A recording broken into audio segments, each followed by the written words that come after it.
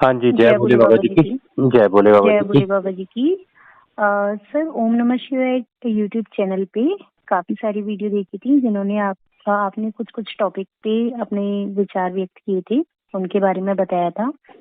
तो इसी प्रकार के एक टॉपिक से जुड़ा मेरे एक सवाल है कि जैसे हम मंदिर में जाते हैं तो वहाँ पे चढ़ावा चढ़ाना सही है या गलत? चढ़ावा हमें चढ़ाना चाहिए या नहीं?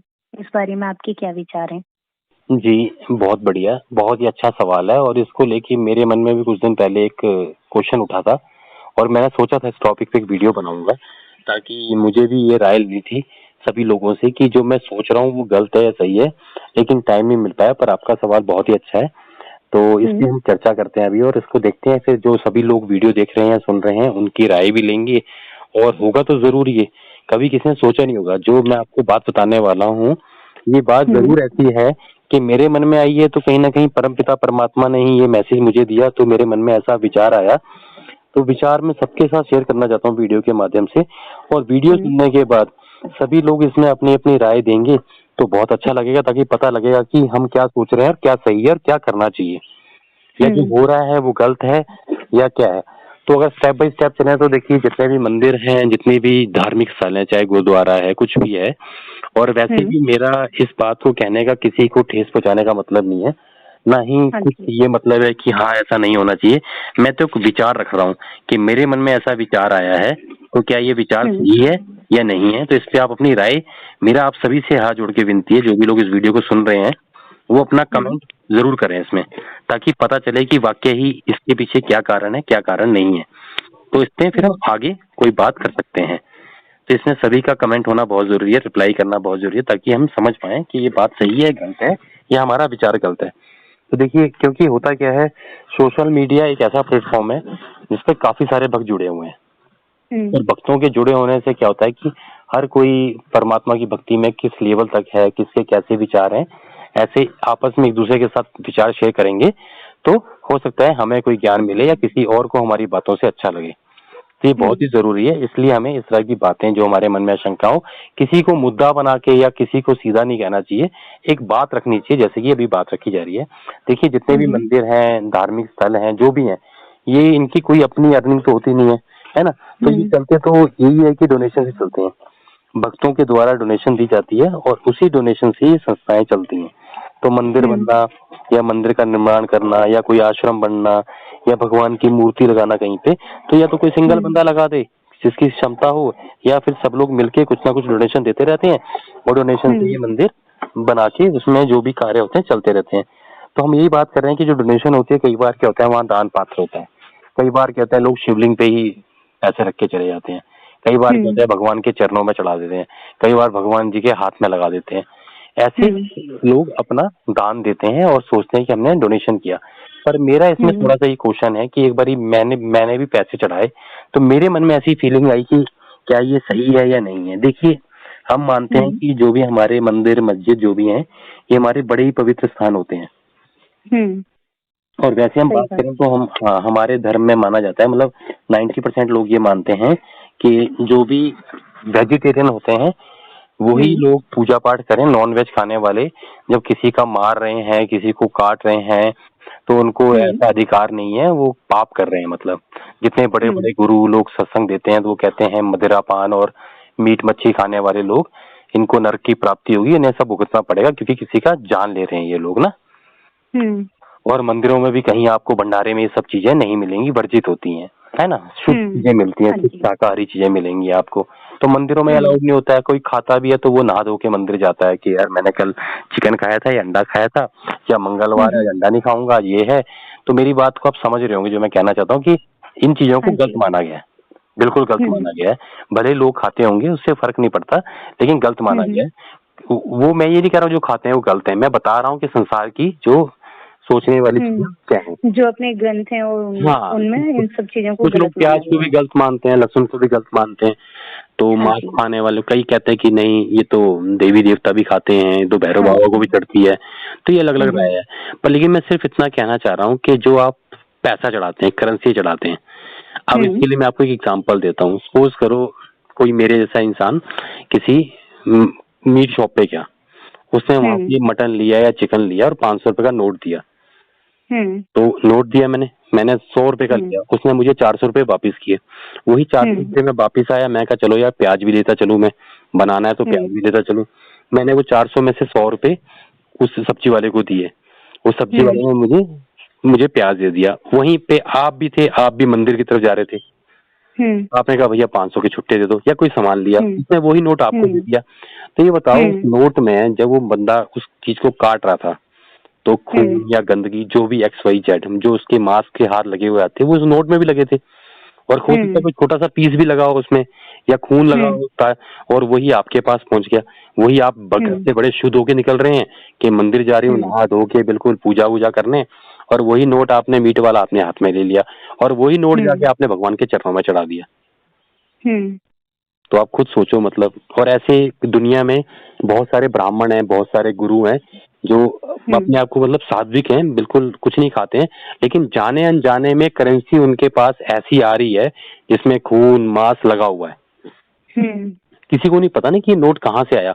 अगर रिजर्व बैंक से नई गड्डी आई है तो कह सकते हैं कि अभी अभी छप के आई है, हमेशा नए नोट मिले।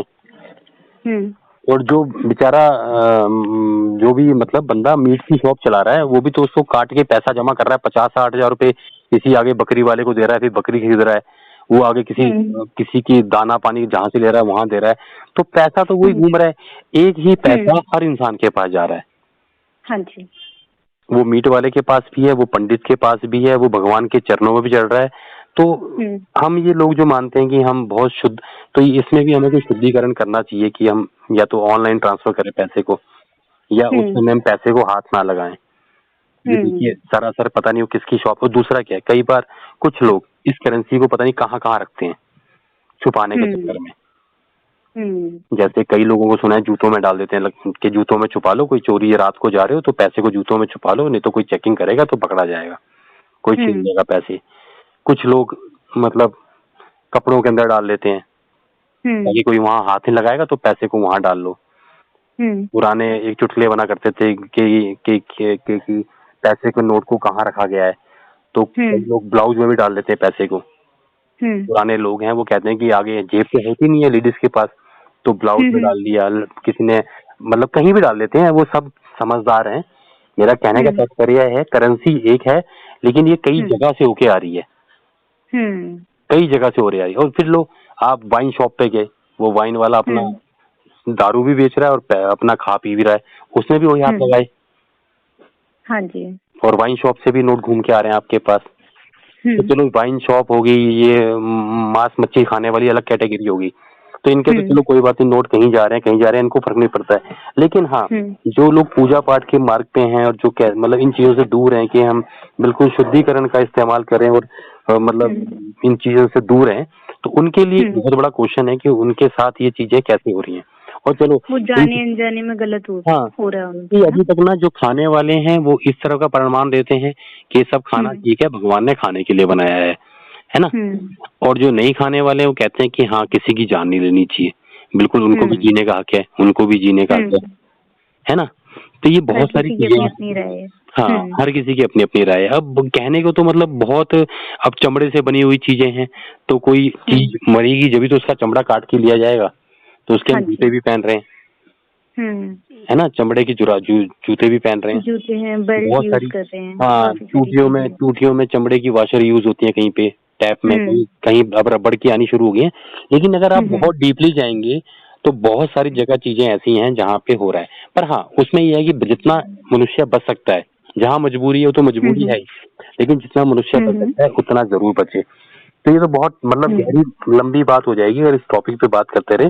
पर ये है कि डोनेशन देना गलत बात नहीं है, क्योंकि जो संस्थाएं हैं, जो ये मंदिर हैं, ये सब चलते तो डोनेशन से ही है। ऐसा नहीं है कि इनके पास कोई अपना बिजनेस है या कोई पैसा कहीं और से आएगा और चलेंगे, तो चलते डोनेशन से ही है।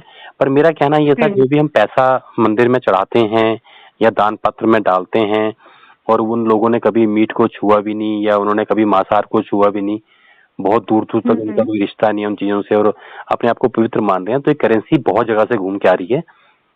और मंदिर को हम एक पवित्र स्थान मानते हैं और जाके भगवान के चरणों में रख देते हैं या उन्हीं हाथों से लगा के हम भगवान के शिवलिंग को नहलाते हैं, तो ये सही है या गलत है?